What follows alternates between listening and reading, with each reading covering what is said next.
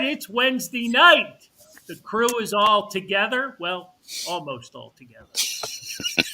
Is there any way we can break into his office, and just see what he's really doing? Oh, you can break into his office. I could just stream the show from there if you want me to. But there you go. It is truly him just hunched over a computer, just sending emails and putting stuff in the homestand notes. So the man is 24/7 ready for Reading baseball on April 8th. But anyway, it's Wednesday. It's March 3rd. Do you believe March is shot? Gone. Yeah. Crazy. Gone. Wow. Gone. Friday's April Fool's. First quarter of the year. Gone. We've survived another 3 months of 2022. Thank God. Things are looking good. Things are looking real good, real positive. The energy was great last week at Hanrahan's with Chris Jenkins. Great show there. Thanks to everybody who came out. City Distilling is, I think they're happy. Oh, you got another new shirt. Look at you. Nice. Look at Black you. and gold. Very nice. I want the sips to be shipped. Mm-hmm. All right. Well, give me an address and I'll mail you some. Yeah. I got a bucket full in my refrigerator. Do you really? I do. Yeah. Right. Once they start shipping them, I might actually do a live commercial for them. There must be something. I don't want to dig into their business, but they must be fragile as far as shipping. Well, they're Ziploc bags is what they are. I know, but fragile in the way of a foiled bag, and It was just marketing or production of getting the boxes was what they were holding off on. Okay, well there you go, insider information. Yes. All right. Yep. So Wednesday night, March 30th. Okay, he's working on it. Jamie's here watching. He said he's working on it. They're getting them soon. Jamie, welcome. Look at that. Sweet. Look at that. Look at that. Huh?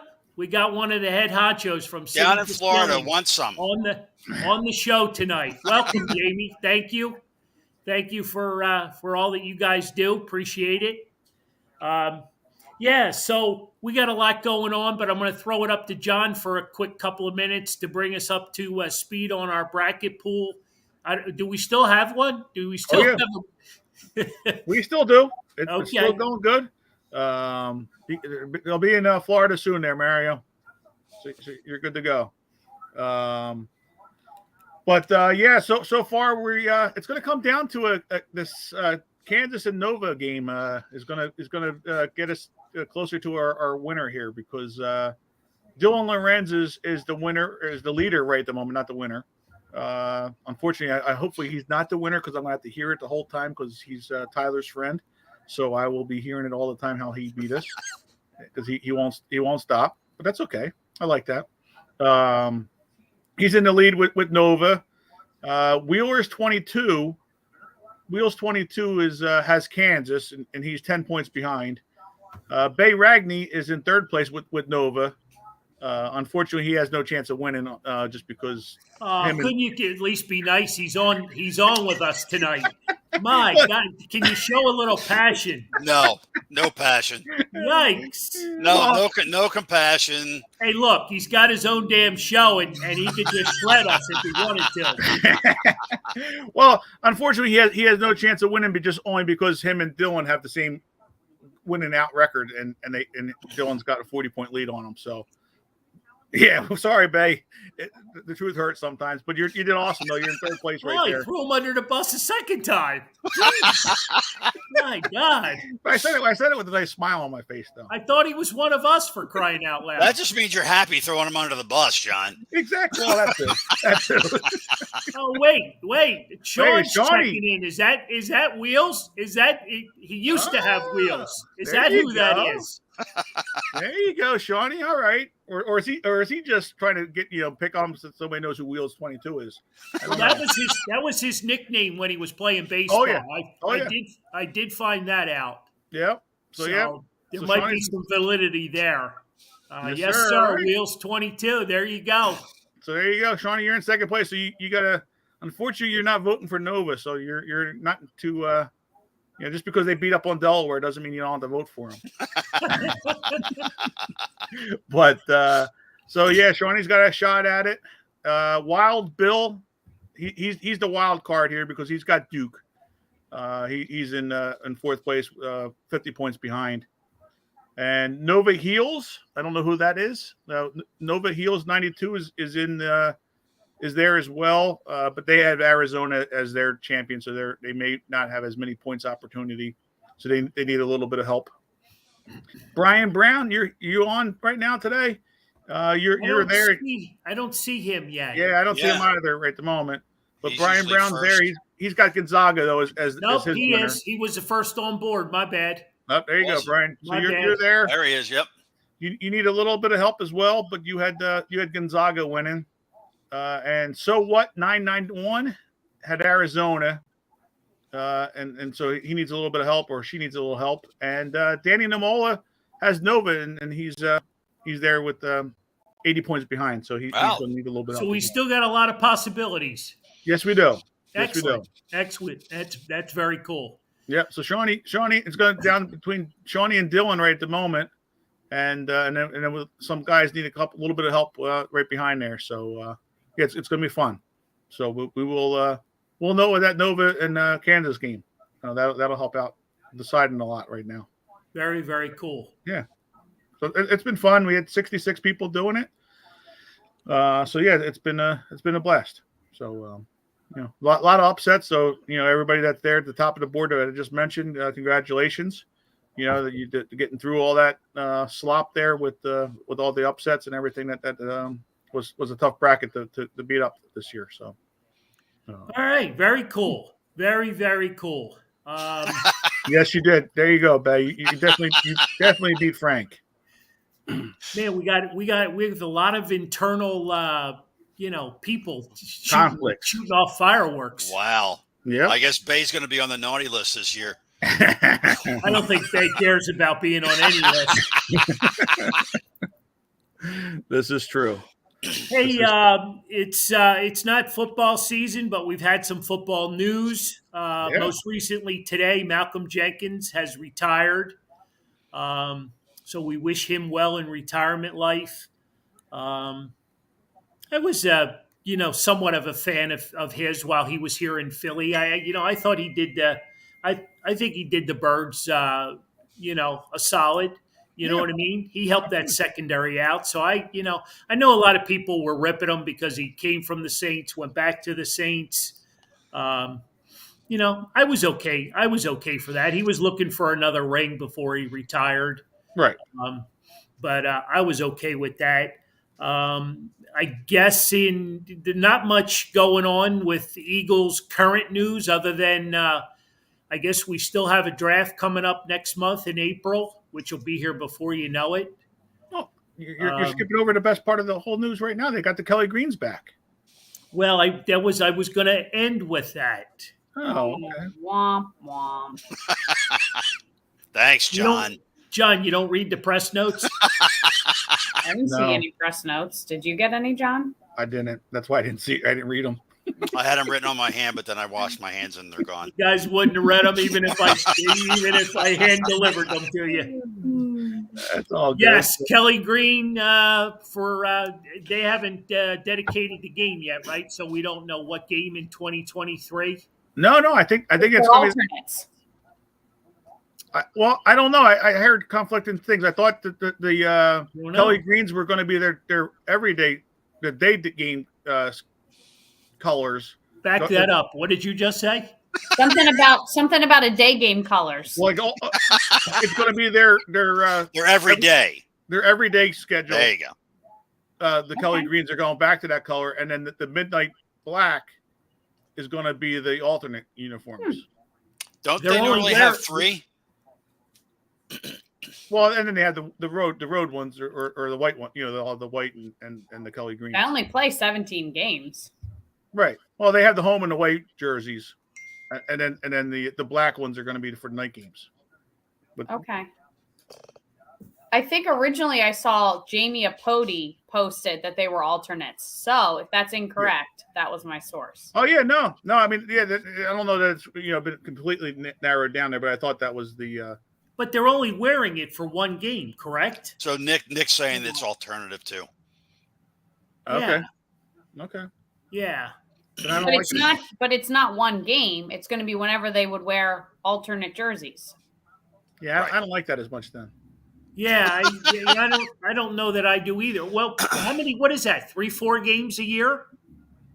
But don't you think that maybe it's more of a see how it does kind of thing? It's definitely a page out of the Sixers playbook where they change up their city edition every year to sell more merchandise. I mean, he's not here, but I'll pretend he is.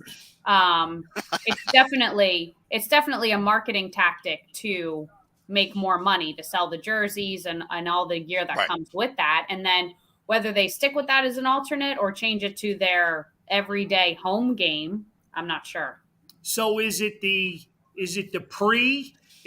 early green from the 60s or the Kelly green and silver from the 70s to 95? When Jeffrey Lurie's press conference spoke of Randall Cunningham, Reggie White, Seth Joyner, Clyde Simmons. So 74 to 95 with the Kelly green and silver wing.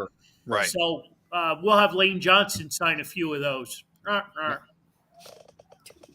you go. Yeah, I slid that in for April 30th. April 30th. Yep. Mm-hmm. Yes, very cool.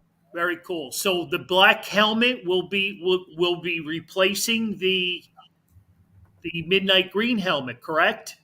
That's what it sounds like. They're going to go all black. They're going to do the all black. Okay. The blackouts for the night games. Okay. Is what I thought. And that's why, like I said, I thought they were getting rid of the midnight green. Okay. I actually like the midnight green. Yeah. I do as well, but I like the black on black on black. When they go full midnight black. I do that. I like that too. That's just very impressive. Yep. Yeah. But all right. Well, the draft is coming. We're still holding the 3 number 1 picks.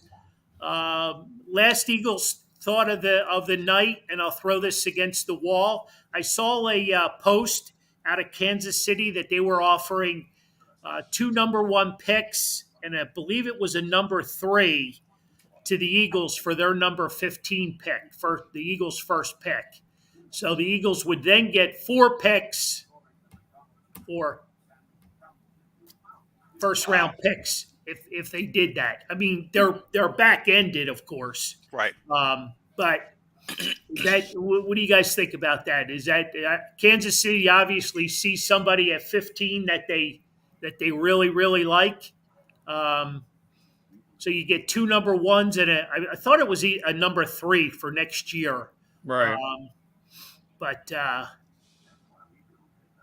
anyway, I like the idea because I think the Eagles are going to draft, have some draft capital and fall back the next year. So that just gives an extra pick or 2 to move back for next year. Because I think it sounds like 2023 is going to be their year that they're going to be going all in for. All right. For everything. So they're going to be rebuilding this year with this draft. And then going from there to Shorty, I'll do that deal in a heartbeat. Yeah, they can have all the number 1 picks. Exactly. They can keep theirs too, and they can have all 13 picks. How's that? How about that? But I don't know. Would Jeffrey spring for that $500 million contract? Yeah. I don't know. Probably not. I don't know. Yeah. I don't know. But any of you guys know this Vegas Scott that's commenting? I'm just curious if anybody knows him. He's making some great comments, and don't give him too big of a head. I was going to say, he seems like a John guy. he's got one of those opinions where he definitely doesn't see anybody else's. So he seems like one of those John guys. Well, he just said thank you, so that's more than I ever got out of John. So, all right, John, who is Vegas Scott? He's a friend of mine that I play fantasy sports with. So we do the fantasy football and baseball right now. I know you've been here once in a while, Mr. Vegas Scott. I'm impressed with the Vegas Scott part of it. And yeah, I just needed an identification before we started to rip your ass. He moved out. He moved out to Vegas. Oh, there you go. Yeah, there we go. All right. Yeah, it was funny. We were friends on Facebook for a little while, and he lived right near. He was 5 minutes away from me. So wow, 53 years in Philly. Yeah. You must be old like me. Yeah. Wow. And, so yeah, 55 years in Philly. Yeah, he just moved out. He just moved out to Vegas. So 66 years. Yeah, but you're still there. Yeah, I am. You're right. So well, welcome to the show, Scott. I appreciate it, even though you're friends with John. So yeah, we'll let you in anyway. Thanks for joining us, and hopefully you stay with us. Well, if I beat him again in fantasy sports, he may not be friends with me anymore. He may ban me. Uh-oh. All right. Well, moving right along. Eagles, check. Flyers, check. Wow, just right over that. Yeah, it's. I mean, personally, I have a tough time watching them. Didn't somebody before the show say make sure we spend an equal amount of time on all four? See, you read the press notes. See? You were listening, Mario. You read the press notes. I listen to some things. Oh, man. Beautiful. Yeah. Talk about a team going nowhere. I don't know. They're in a rebuilding mode, but they're talking new GM and coach. But yet they're letting the old GM make all these moves. It just doesn't make much sense. That makes zero sense. Yeah, I know. Yeah. So Carl, you're the resident hockey guy. What would you do with the team if you had the chance to make decisions? I mean, they've obviously they need to clean some salary space. You know, that's first and foremost because they need some flexibility. So they need to move a few more of these older players that just dead weight, just dead weight. It's rather obvious. Yeah, absolutely. Danny Briere. You snookered the Canadians from, having them, go there. So, why would you not make him the GM? Why would you not make him the GM now? Is it a bad PR move? I don't think so. I think it's showing the fans the direction of the team. And why not go ahead and hire the new coach at the same time?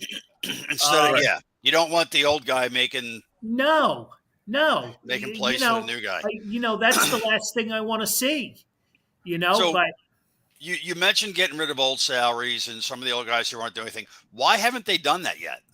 Well, because they're really bad contracts.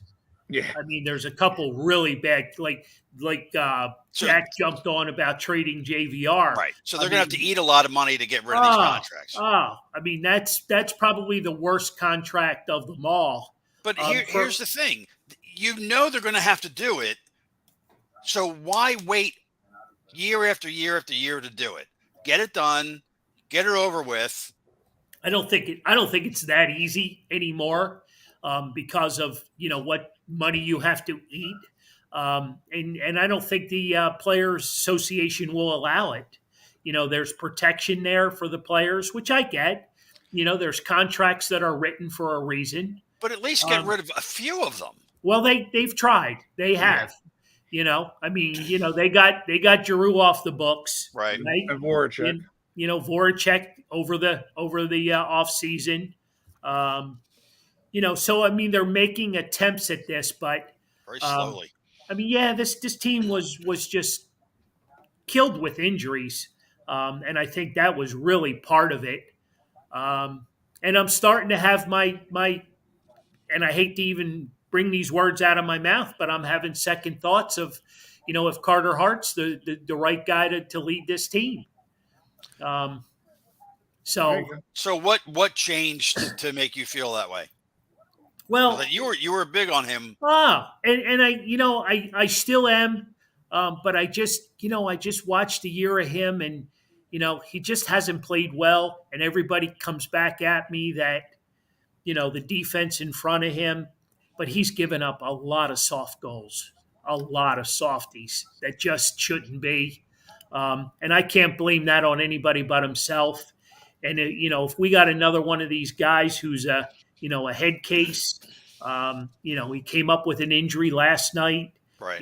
Took himself out of the game an hour beforehand. They had to rush the backup goalie, the regular goalie from the Phantoms out to Minnesota. To be protected. So they had somebody. Right. I don't know. They got a lot of work to do. I'm assuming Danny Briere is going to be the next general manager. I mean, you made him an assistant general manager. Right. So I got to assume that's the next role. But this GM has done nothing to impress me.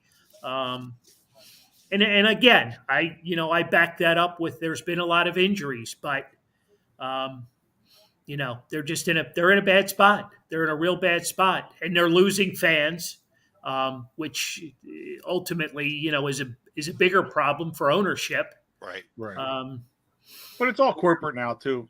Mostly.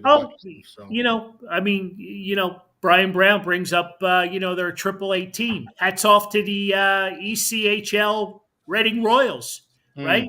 Heading to the playoffs. So kudos to them. The Phantoms haven't been able to do much because, the Flyers are left with, did I hear last night, one move? They're going to do it. Yeah. They have one move left, and they've expired. So they don't have a whole lot to fall back on the rest of the season. But yeah, it's been a horrible year. It's been I'm still waiting for that next guy to jump up, and be that guy. Like, who's going to be the next captain? You guys have any thoughts on that? I mean, do they even name one? I mean, the New York Rangers, this is, I believe, their second year now, and they don't have a captain. So it's not. Yeah, I was going to say Couturier, but maybe they don't have the guy on the ice right now. I don't know. Maybe that's an off-season move they're going to bring the captain here. Like is Coots the automatic guy? Just because, you know what I mean? Wow. Just because he's the veteran guy, and Jack's saying yes, he's the next captain. Bank on it. I don't know. He seems to be the logical choice. Yeah, he is. But is he going to be around? Is he going to be around? Are they going to hold on to him? Do you think they'll get rid of him? Well, they're saying it's not a rebuild, but you're going to have to give up something to start playing a lot of these young players. Yeah, we'll see. What does Vegas Scott know? Does he have inside information, John? Heard G maybe in Montreal next year. He's always got stuff to say. Him and I always we go back and forth. So, with your stuff to say and his stuff to say? Oh yeah. Okay. Ding ding ding ding ding. Yeah. Yep. So I don't know. I think it was on Facebook. Must be true. It's got to be true. But I actually think he's going to. I think he'll be back next year. You think Giroux's back? Yep. No shot. I don't know. I don't think so. Got an inside scoop talking to one guy we had a private sign-in with. I don't think so. I don't think it's going to happen. He didn't rule it out. He's not interested in a rebuild and coming back here. I would be shocked. I really would. Do you think if he wins in Florida, yes, he's interested in coming back as a rebuild? That's my thing. If he wins, yes, I think he's definitely back because Philadelphia's going to be his home for when he's done wherever he is done, even if he does go somewhere else. But I think if they win, he will be back. And I don't know, Jack. Jack said no thanks. There wasn't a no, shut the door type of thing. It was left open. So we'll see. Well, I mean, 1,000 games, over 900 points. I know Jack's not a fan, but I am. Right. You know, and he wore the C very well. You know, they didn't put much talent around him for a lot of years. You know, and they were back and forth trying different things. I mean, this was an aggressive year. You know, Fletcher, you know, made some. You know, he's your Bobby Abreu. Oh, yeah. Oh God. You're tough sometimes, Jack, but I don't know. I think G might be a little better player than Bobby was here in Philadelphia. Oh boy. You know, Bobby put up numbers though. He did. But he wasn't the teammate that G was in the locker room. Yeah, maybe. You know, so I big G fan. You know, I think he's got an assist in every game, at least 1 point or two in every game he's played with the Panthers. So there's no letdown there. How do you delete people from the board? How do you do? I get a marker and just scratch out their name, or what? Yeah, use whiteout on your screen. You know, is that what I do? Yeah. But yeah, I don't know. I think he winning it is definitely going to drive him back to come here. I really do think. Well, going to be interesting. We shall see. I don't know. You know, and obviously you'll be playing for a lesser amount coming back, but right. Well, he's not going to get that huge contract anywhere else anyway. Right. You know what I mean? You know, so, but he's good for 2 assists every game. They lose. Well, yeah, it's been a rough few years, but let's move on.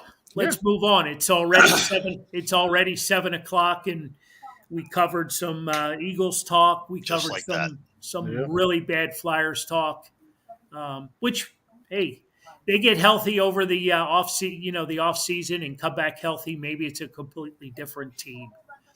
Where do you guys want to go? Lauren, you ready to jump on your Sixers? Sure.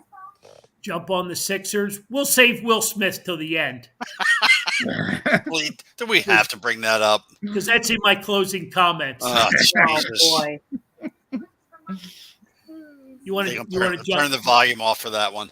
Oh man! Wow.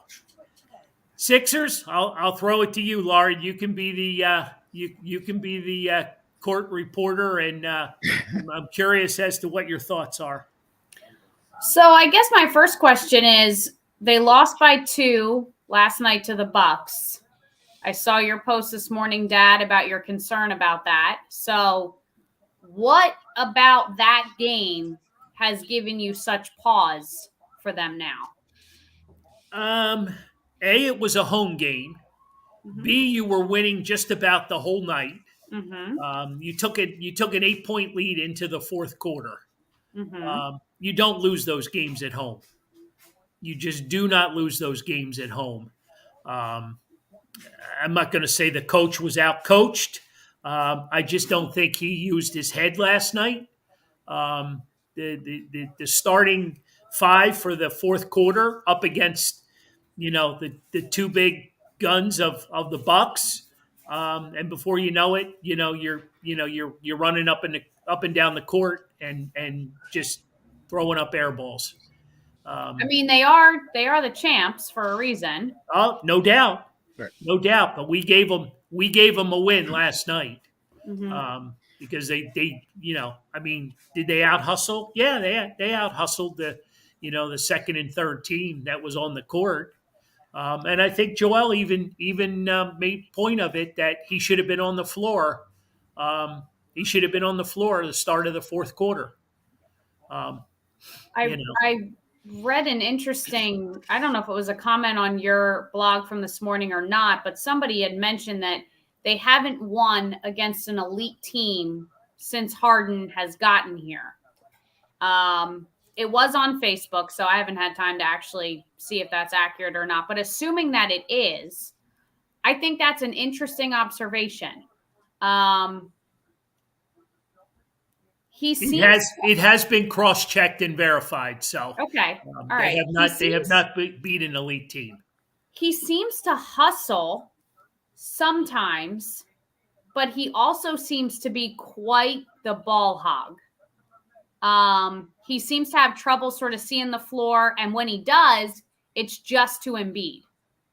There were multiple opportunities last night, and it's not because we just had him in the store on Monday, but there were multiple times last night where Niang was clearly wide open, to the fact where he is clapping that he's open, and he just doesn't throw it to him.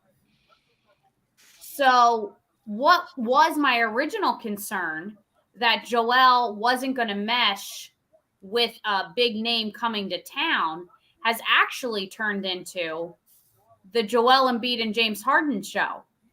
And now they have trouble seeing the other players that are on their team. That's what I see. They have trouble seeing the three other guys. And other teams are seeing that immediately. It's not that hard to watch tape from other games. And so they can send their 5 guys to those 2 because all they do is pass back and forth to each other. That to me is the most concerning thing, is that they seem to now have formed this tag team where the rest of the floor isn't being executed to its fullest potential. So question, if you're seeing this, I'm sure others are seeing this, why isn't the coach seeing this and saying something about it? Well, because those are 2 big guys. Those are your 2 guys that are going to bring the championship here to Philadelphia if that does in fact happen. And I think that's a very hard conversation to have. Not that Doc Rivers can't have it. Right. But it may also say to him, yeah, but when I pass it to those guys, they don't always make it. Like, right. If you ever notice, when Tyrese Maxey gets the ball down the other end, he takes it himself almost every single time, all the way to the hoop, because he knows otherwise if he gives the ball away, he's never getting it back. Well, that was a concern of yours way back when we were talking about trade possibilities. But I was concerned about the other end of it. I was concerned that Joel wouldn't embrace a new person. Right. And in such a weird turn of events, he's embraced him so much that I feel like he's forgotten his 3 other teammates who are on the court as well, and only sees James Harden. I see James Harden over attempt to get Joel the ball. Right. Mm. I hear some of that is actually partly true, that they're trying to actually get Embiid the MVP award right now. But that is coming at the sake of winning games. That is coming at the sake of losing this synergy that this team has. I mean, George sat there Monday night and told us how much fun the team is having. And if the sole purpose is for him to win MVP, you're not going to win a championship then. Right. Look at the bigger picture. Well, that, or if it's they're doing that for right now, like, for the, and then once they get to the playoffs, it doesn't, they don't have to worry about winning the MVP at that point, because you're going to play in the playoffs. And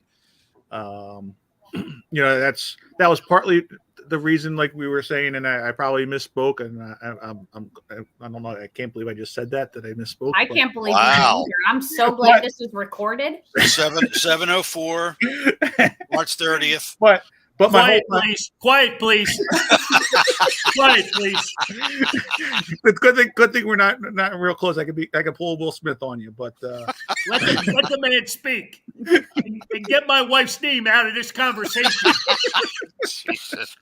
But it's the a reason to have a Maxey on playing more with the second team, and like we spoke here with Niang the other day. He's going to have to do that more. He could still start if you want, the game, but my whole point was him playing more with the second team to allow, like you were saying, Lauren. And I think you're going to have to do more with like Embiid and Maxey playing, and then Tobias and Harden playing more together a little bit at times throughout the game, and then obviously finish the game with all 5 of them. Well, I would love to see more of that intermixing. I hate this like Team A and Team B kind of thing. Right. Exactly. I would love to sort of see, Embiid out there with these quote unquote bench guys, so that they can feel what that's like to play, with him directly versus just watching him. Right. Same thing with Harden. Same thing with Maxey. Integrating these guys a little bit more with each other versus them just being replacements for when those guys come out. Exactly. Documenting this, that John picked up another fan tonight. Dolly's on board with John, so I think that now may be 2. I'm just taking notes. It's sometimes the way I speak. It's sometimes harsh, but it eventually comes around to being true. We all have our opinion, and it's duly noted. But let's talk about this a little bit, because you gave up a lot for James Harden, right? Okay, and you're missing the ingredients of 2 of those players right now. Exactly. That has created this problem, because it was secondary scoring, and it was probably one of the hottest 3-point players in all the land. Okay, so you've literally taken that off the court, because the backup center that we recently signed, I think I could do a better job on my one leg. He's absolutely horrible. He's horrible, and their 3-point scoring off the bench. It's a good thing George is making his shots, because everybody else has just absolutely,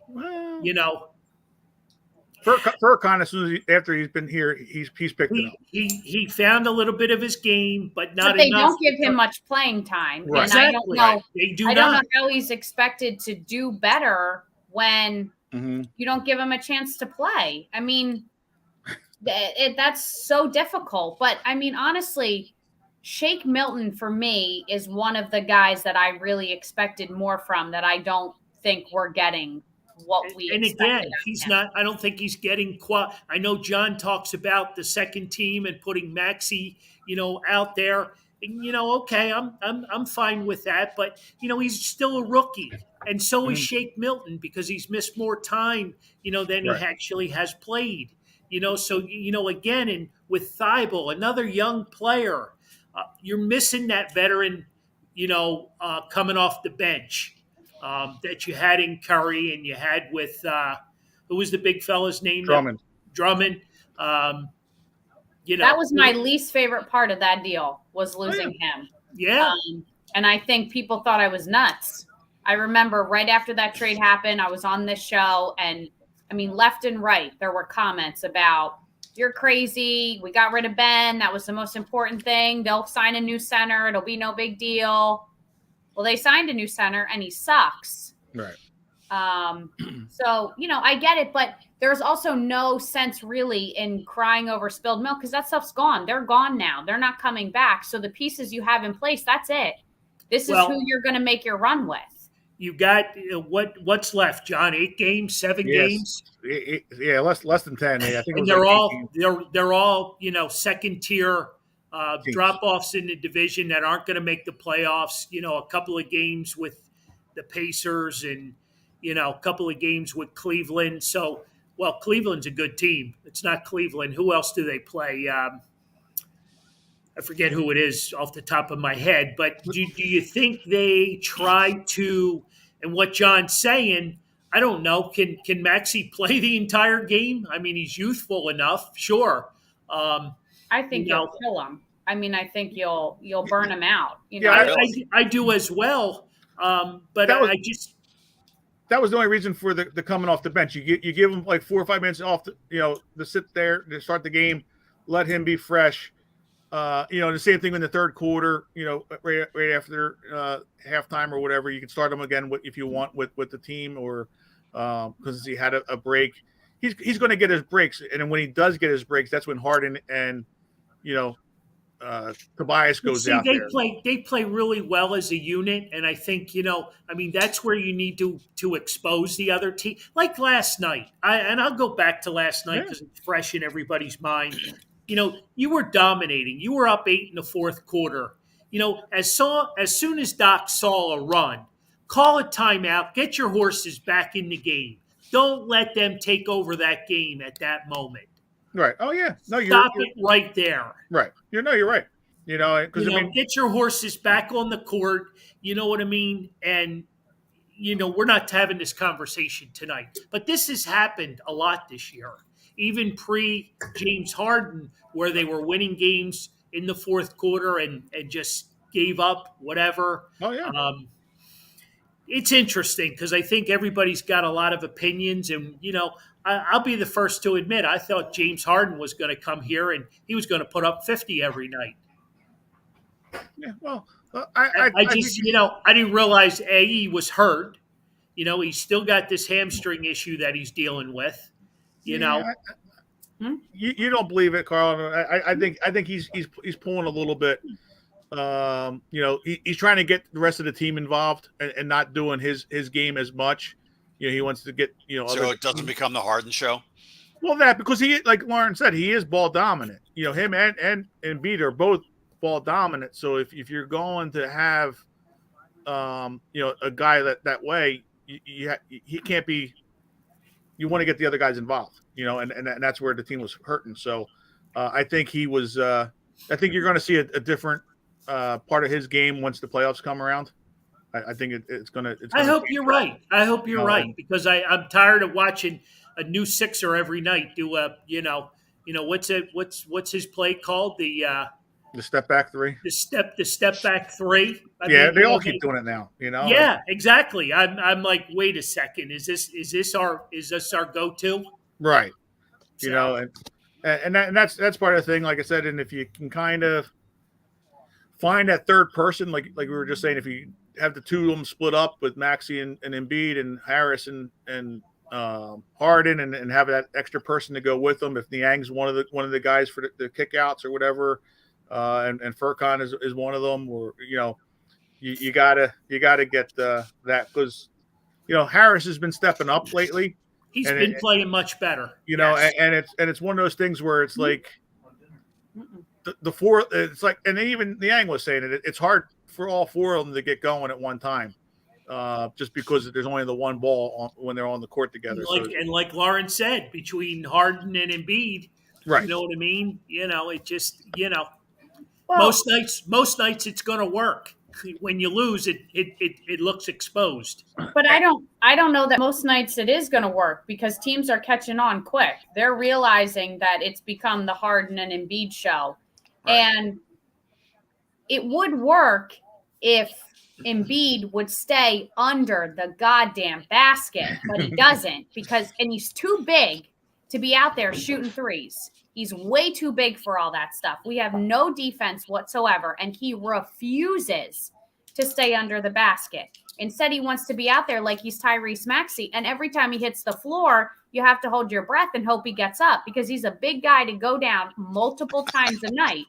One time he's going to go down and he's not going to get back up. And I just wish he would give a little bit to being under the basket to actually get a rebound, an offensive rebound, defense, a rebound. I don't care which side it's on, just a rebound. Well, he's doing that to save energy a little bit, so he's not running that extra 20 feet, whatever it is. He's a basketball player. Well, I get it, but that's their theory. It saves a little bit of energy. That's their way of, So, John, you're talking about an extra. John, you're talking about an extra 20 feet. Sean wants them to play 40 minutes. 40 minutes. Right. I get it. What about the energy of him going down and hitting the floor multiple times a night? I mean, it just I think if Embiid would stay under the basket and allow Harden to spread the ball out a little bit more, give those guys another chance, and you always had that reliable, rebounder under the basket, this could be a completely different team, but for whatever reason, he insists on being at that 3-point line. That's not his game. You know what I mean? It's just not. No, I know it's not the game anymore. It's offense. It's as much as you can score, and They should just play on the one end.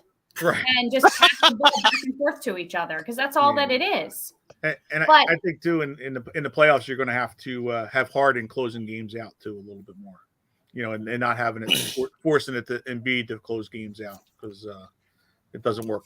We've seen that for a few years. And Vegas brings up a good point here. Well, a point, but I don't know how I feel about it. This trade for James isn't about this year. So I'm trusting the process again.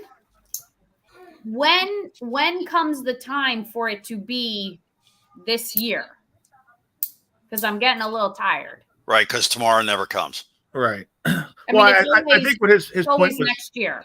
I think what his point is, he wants them to win this year, but I think the point is that why are we losing the big teams? We're losing the big teams because they execute down the stretch in the games, and we haven't played together as a full team yet. So I think the more we play together, have that off season, that we will have the execution down the end. All right, so be able to win. I think we're all in agreement here of we've got a situation where we're not playing as a team. Is that do we agree on that? We're not playing as a team? No, I don't know that it's playing as a team because none of those guys seem to have a problem with the Joel Embiid, James Harden show. And they seem to all be having fun and enjoying it. They just don't use the whole court to their advantage. It just seems to be those two, and then they get targeted. And that's when it becomes detrimental to the game because then we end up not winning. Well, and then they lose the ball because, like I said, the passes James Harden is trying to make to Embiid sometimes are clearly not the choice. They're forcing it constantly. I think then if we can't agree on that, we can agree on the fact that when they are winning and they are scoring, they're fun to watch. Oh, absolutely. Isn't any team? They were still fun to watch last night too. And it was only by 2 points. And I get, what you're saying, but no, they're still fun to watch. They're still better than they were in the, late 2000s. So I'll take it. But I think if they're going to be a championship team, you have to fix these mistakes now and not hope that they just get better in the playoffs. But to go back to your comment about next year, isn't that Philly's motto? Welcome to Philly. No, I get it. I get it. It's just particularly with the Sixers, we've been fed trust the process for multiple years. And I get what John's saying. I get what Vegas is saying. I understand all that you got to give them time to gel and mold and figure it all out, give them an off season together. I understand. It's just one of those things where you felt like maybe this year was the year. Right. And now it's, well, maybe not. Let's try again next year. And it's just like Groundhog Day. Each passing year, similar to Bryce Harper, each passing year takes away Joel Embiid's peak of his career. Right. Yeah. But also to your point though, Lauren, the playoffs, I think, they're more suited for the playoffs. As far as they're both Harden and Embiid, they play more of a half a court game. So I think the playoffs is more built that way. So I think you'll see again a difference in the playoffs of the style that they're playing. And so it's not that they're giving up on this year. It's just the regular season. I think that they're just kind of going through the motions right at the moment. But talking about exciting, how about those Broad Street Bombers, the Phillies? Can we get some Phillies talk here before we? Wow. Yeah, we got 10 minutes left. Yeah, exactly. Talk about it. Going to be exciting. Well, I don't think we haven't had the opportunity to break down, the new additions, right? Right. I guess is that the new nickname, the Broad Street Bombers? Well, that's the name for this fan's view, at least anyway. That's what we're okay. We got that copyrighted. Okay. All right. Yeah, but yeah, I think the Broad Street Bombers, I think is going to be. It's going to be a good lineup. For this year. And we just got to. It's going to be fun. I think it's going to be. Hopefully, the outcome's going to be different, but I think it's going to be like a '93 season all over again, or even like the 08 team. They're never going to be out of it. You could be down 9-6 going into the 8th inning, and you get that top of the loader coming around, and there's no team that's gonna, not be afraid of that lineup going through, holding a 1-run lead, 2-run lead. All right. Well, we've got the hot topic is when's the first This Fan's View tailgate? Ooh, whenever we're ready, we'll be breaking out the T-shirts too. And Dolly wants the Broad Street Bombers, brought to you by This Fan's View. Yep. Yes, we are. Dolly wants to know when they're going to get it together. So she's not convinced. No, she's probably going off today's game or yesterday. Yeah. Well, again, our problem is going to be pitching. Pitching and defense is going to be the issue, which it is every year for every team. But I think also too, pitching's behind right now. All throughout spring training. Right. So I mean, you got to take advantage of it, and that's why with the offense in early April, hopefully they can explode, and then until the pitchers do get fully stretched out, and then be able to quiet the bats a little bit, here or there. But if we can win games, 10-9, whatever, it doesn't matter. Like you were saying, Carl, just as long as at the end of the day they win, that's all that matters. When's opening day? The 8th. What's that? The 8th. Yes. All right. Yes, next Friday. Yep. So I have a question. This could be another historic moment here on This Fan's View. Historic.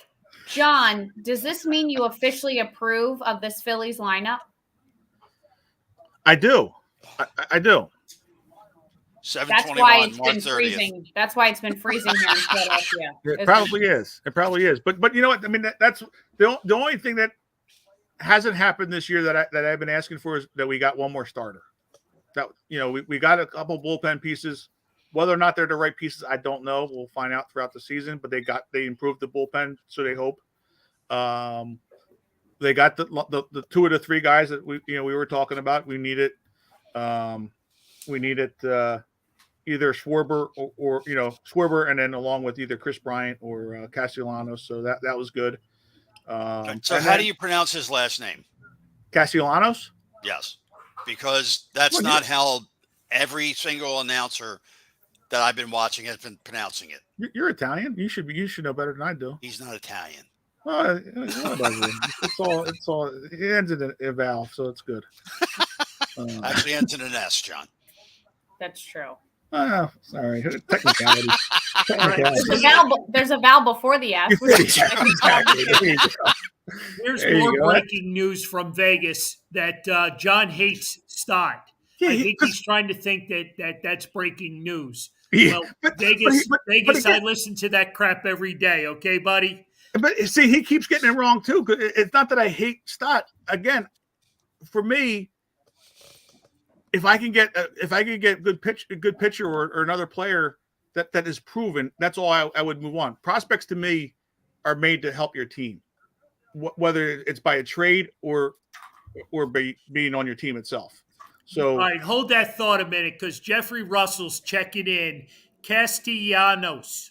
That's how I've been hearing it pronounced. So he must be an English major, or he must be related. Maybe related. Well, that's the Hispanic way, because the two L's act like a Y. Thank you, Jeffrey Russell, for that clarification. We're just going to call him Nick for the sake of butchering his last name. Big 8. We'll just call him Big 8. There you go. Bomber 8. But John, you might be right. Jeffrey Russell, I owned him last year. What does anyone? Jeffrey, come on, come clean. He's my another guy that's in our fantasy football or baseball. Oh, here we. They're all coming out of the closet. Yeah, they're all coming out. Oh boy. Yeah. Oh boy. So they're all coming out. Yeah, but yeah, I think that's my only thing with prospects. Just because we were sitting in the same spot 2 years ago with Alec Boehm, and look where we are now with Alec Boehm. We were ready to either throw him away. 6 minutes shy of running through the show without an Alec Boehm comment. I understand, but that's my only point with Stott. Like Stott, and I'm not saying give Stott away for nothing. He could be a great player, and but if I can get proven talent now, why would we not want to? Because you have to. You're in a win now situation with the Phillies. You got a three-year window, really, with this team,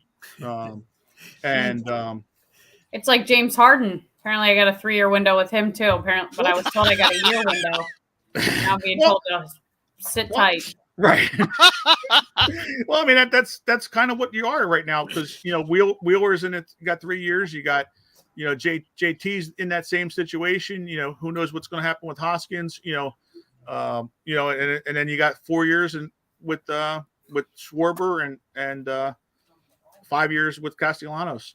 So it's just you're in a win now situation, so you can't take that chance of having Bryson Stott come up and struggle. Whether he's good or I don't want him to struggle. I want him to do well, because like we were saying 2 or 3 years ago, if Scott Kingery, Alec Boehm, and Rhys Hoskins took off like we were hoping they were going to do, those are 3 core players that would be cheap, that you could add, Bryce Harper, add these other guys, and then have players to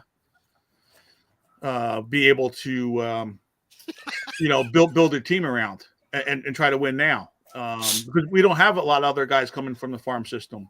So if we can, that's my only thing, because there's only bad things could happen. Bryson Stott wasn't. All right. Well, Brian Brown wants you to stay positive. So I'm still positive. I just said we're going to do well. On that note, it looks like Bryson's going to be the everyday third baseman to start the season. Mm-hmm. Not quite sure what's happening out in center field. So Bryson's going to go from Double-A to the majors. Yes. Wow. Yes. Big job. And that's because that'll help his ego. Right. And that's because Alec Boehm was, he called his agent and he didn't pick up the phone. And he didn't pick up the phone. So that part, that's my only problem. I hope all the best for Bryson Stott. Because he could be well, but I just want proven talent now. It's not like I'm saying trade him for John O'Brien and a bag of donuts. To get rid of them.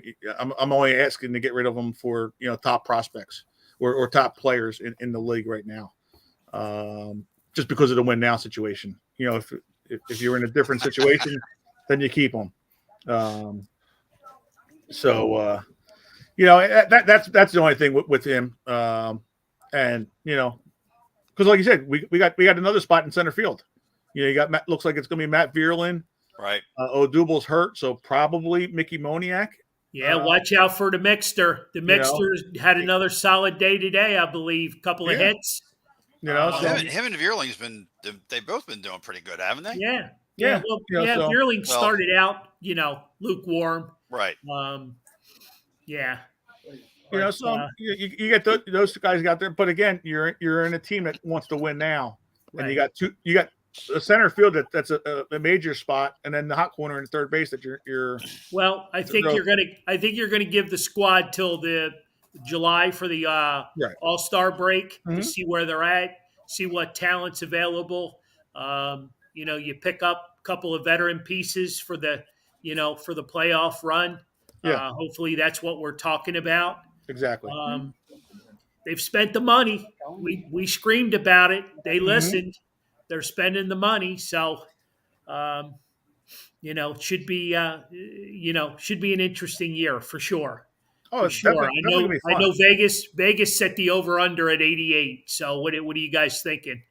Literally or our Vegas? Our Vegas. Oh. Our Vegas. Who gives a crap about the real Vegas? Yeah, really. When you got your own, you might as well deal. Mm-hmm. Mm-hmm. Who is this guy, John? Is he legit? He's definitely a homer. Don't. Wow, coming from another homer, this saying something. Yes, he's definitely a homer. He's a good sports fan though. He's definitely a diehard Philadelphia fan. There you go. I think he just added wiggle room because he went from 88 to 87. Right. so that's why a real Vegas person would put 87.5 wins. Right. Right. You know, but we're showing you a lot of love, Vegas. Stop. Yeah, exactly. A lot of love. You know, but I do think you know, the whole division is tough. You know, the Mets spend a lot of money, whether or not the Mets do what the Mets do and fall apart. The Braves are the World Series champions. You know, so we'll see what happens. I think 90 wins for the division is going to be anybody to get to 90 just with each other beating each other up is going to be hard. I'm thinking like 85 wins for the Phillies this year. I was just going to say that I'd go a little bit less than what Vegas is saying. You know, 2 weeks ago, Mario, when you had asked me, you know, I said 80 when they got Schwarber because I thought they were still just a little bit short with that lineup and then getting Castellanos. You know, I think maybe gets them to 85, and you know, it's all going to come back to pitching because the pitching's going to be, you know, the problem. You're laughing at 85. You said 87 or 88. So what's 2 wins? Like that's a difference. I didn't say 65. Man, you know, Dad, I think we ought to have Vegas on the show and let him and John do it out because I am in for that would be a show all of its own. I'm in for that entertainment. I'll just sit back at that point. Yep, I'll get an entire bottle of wine for that night because man, the popcorn Vegas, for that show. I don't know what your schedule looks like for next Wednesday, but we're home, and if you're available, we'll send you the link. Yeah, we're going to need an hour and a half for that one. So there you go. You're going to have to clean up a little bit because we just don't invite anybody. So the language has to be cut back a little bit. Yeah, we got to clean. And if you think I talk a lot, I can't get a word in when I talk with him on the phone. So I like that. For this now. I think I like that idea. I mean, there's no. I mean, he's talking and he's answering 14 questions before I even get the first one out. I mean, he's off in another world right there. Yep, so I can't, there you go. Keep up. Got so your you guys will be barrier definitely eating the popcorn, loving it. So, hey, real quick, I know we're all sports, Philly sports. You know, we live by it, we die by it. But what was you guys' reaction about the Oscars the other night? Seriously, couple Philly guys, right? Will Smith doesn't get any more Philly than that, right? You didn't watch it? No. What the hell were you doing? Not watching the Oscars. Right. Oh, come on. You didn't at least see it on YouTube or something? Oh, no, I saw that. All right, well, that's all you got to say. Yeah, I mean, I had no desire to watch the Oscars. So there's a lot of theories about it. One of the theories is that it was staged. Mm-hmm. And if you watch, Chris Rock braces himself for the hit, doesn't block it, doesn't even attempt to do anything. And just before, Will Smith was laughing his ass off at the joke. Right. Until the wife turns around and says something to him. So, I don't know. As far as I'm concerned, I don't care. I'm tired of talking about it. They've overdone it again. And if it didn't happen, nobody would have known that the Oscars even occurred. Yeah, I just find it interesting. I find it entertaining. Yeah. You know, the whole the whole Philly thing, because who was the other guy too? Questlove, another Philly guy that was involved in, one production of one of the. Yeah, he won too, didn't he? Yeah, exactly. Yeah. So there was some Philly love, and I'm just kind of like taken back. Like, did Will Smith like put this all together last minute? Like they didn't really rehearse it, or. But I guess I would be confused about how does that benefit Will Smith if it was in fact staged, because he's been through a lot and people have such strong opinions about him. Right. I personally am not a fan of Will Smith. I don't like him. And that further sort of cemented that for me Sunday night. So if it was staged, who does it help other than Chris Rock's ticket sales that skyrocketed? Right. Yep. So, but It I also- didn't realize that Chris Rock and Will Smith were best buddies, and Chris Rock needed a boost from Will Smith. Like, They're not. Right. So They're why not. Will They've butted heads before. Right. Right. But as far as who was right and who was wrong, Will Smith should have never stepped foot on that stage and put his hands on Chris Rock, whether it was staged or not. You don't go slap somebody in front of millions of people. I don't care what the reason was. You don't act like that as a grown man. Right. There Also, are so many other ways to handle that. Will Smith, stop letting your wife run your life. So that's what I have to say about that. So many other ways to handle that, and he chose the wrong way to handle it. I don't know what he was trying to prove if it was not staged. But I'll tell you, it helped Chris Rock. It helped the Oscars because that's all you heard about. It didn't really help anybody else. People are saying that it could have ended Will Smith's career. Right. So that's why I don't understand why it would have been staged then, because I don't see how that helps him at all when he's already struggling with all the publicness that he's gone through with his wife and their marriage. And, you know, she wants it to be an open marriage. He doesn't. And all that nonsense. Right. So I just, but yeah, Riley Cote, big fighter for the Flyers, posted about it being staged and highlights each individual spot. Is that who did that? I was looking for that. Yeah, okay. Highlights why it was staged and each individual area that determines how it was in fact staged. So I thought that was interesting. Whether it was or it wasn't, I feel bad for the movie that did win Best Picture because it represented the deaf community. Right, and I think that just kind of gets sidelined now to all of this. And it was a historic moment for that. And it just, no one's talking about that stuff. And that just overshadows the bigger picture. The best director was a female up against some really big, prominent male director names. And all that stuff just gets sidelined now because of this. Everything gets overshadowed by this, which is just stupid. All right. So you did watch it, Mario. The video? Yeah, I've watched the video. How could you not? Everybody's watched the video a million times. Literally, when you go through Facebook, it's every other post. And my mom, I was talking to my mom about it. She said it's on the news at least 3 or 4 times a night. Oh, no doubt. No doubt. So, yeah. Another thing they overdo. No. So we're already getting great. I can't wait for John in Vegas next week. Yeah, it's the John in Vegas show, brought to you by This Fan's View. I'm going to be hearing this all week long now. That's all right. You deserve it. Vegas, send me a friend request. We'll talk. I'll give you all the background on John. I think Vegas is holding out on us. I think he's got more info than John wants to lead us to believe. No, this will be my Thursday morning. I'll dig into this.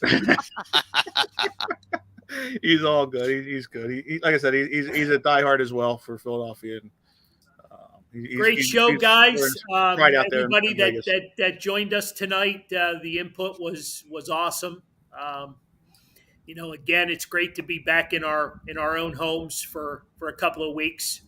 We're not back out on the road till April 13th? 13th, yep. April 13th with Bernard Marcel Perrant at Dagwood's Pub. So that place will be packed and rocking. Make sure you get there early. Yeah, for sure. The downstairs will be open. We're going to have speakers down there. We're going to have the TVs on downstairs for people that can't fill the plate or can't sit up top. Yeah, you're going to need it. Bernie's going to be there. Yep, Lauren's going to be getting her workout doing the spiral staircase there. They're going up and down, asking questions. Absolutely not. You better have a second mic for Emily. He's sending the intern downstairs. Yep. Hey, real quick, just in case you guys didn't notice the table that John's sitting at, Grant Fuhr will be in the house on Sunday from 1 to 3. Anybody who doesn't know Grant Fuhr, 5-time Stanley Cup champ, Hall of Fame goaltender, and very good friends of Bernie as well. Again, another one of the top 100 players in the NHL. We're looking forward to that. Tickets are still available. but they are selling fast and no BS. I honestly believe by Sunday at 1:00 it will be sold out. Wow. So he has a 5:30 p.m. flight back to the West Coast. He's already made us aware of that, and so plan accordingly. And you got the second mic covered. Is that right? There we go. There you go. Well, it needs to be wireless. Well, you have to provide the mic. She just is willing to do it. Oh, I'm sorry. I didn't see the exactly. I didn't see the comment because I was getting ready. Oh yeah. Emily's good for the second mic. I will just say before we close the show, I'm a little disappointed we didn't get to my buddy Carson Wentz.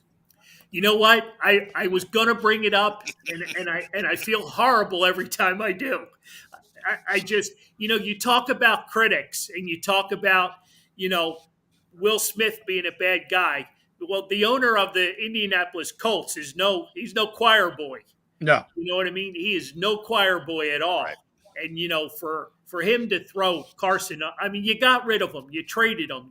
You're done with him. Exactly. And now he wants to hash over, all the whys and the how comes and all that nonsense. Man, whoever's got the Maloiks on that guy ought to pull those back because 3 teams now since he was drafted. 3 NFL teams. And I don't think tell you? He's not done yet. Yeah. It's a shame. It is a shame. I mean, if he's not a coachable individual, that's certainly the worst waste of talent that I've ever seen. Yep. Right. Oh yeah, absolutely. But yeah, I had it on my list, but it was such a great show. Vegas took over the show and had us laughing and everybody else with their comments and questions. Joe Stinger wasn't on tonight. He had a procedure today, so we're wishing him good thoughts and prayers. Hopefully he'll watch it tomorrow, and we're thinking about you, Joe. Another great friend of ours over the years. So all good things, guys. Anybody want to close with anything? All good. Lauren, I'll make you happy again for the second time in today's show. Since this show will have to get burned, I guess I was wrong about Carson Wentz as far as being a teammate. So, oh my! You can't drop these kind of sentences right before the show's about. That's why I did it right before the end of the show, because that way it's quick and it's easy. Yeah, and you got a trigger to end the show. I see what you did there. 7:42 p.m. March 30th. Next week, John. I won't forget. Oh, I'm sure you won't. I know you won't. We'll be leading with it, but no, I mean it's a shame. I mean, if he's really truly that type of a player, that he fooled a lot of us coming in. And who said it in the locker room in Philadelphia? I believe it wasn't Lane Johnson. No, the wide receiver. The wide receiver. The wide receiver who leaked the information to the guy we got from the Bears. Yeah. Marshall. Help me out. Wasn't not Brenda. Help me out. Yeah. Number 17. I can remember everything. Yeah. Jeffries. Alshon Jeffries. Thank you. Yep. He leaked that information mid season to Howard Eskin.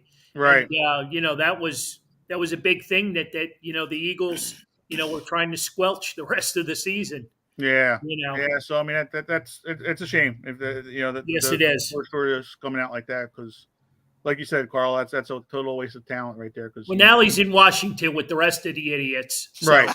So there you go. Exactly. So if Washington what are they now? The Commanders. Yeah.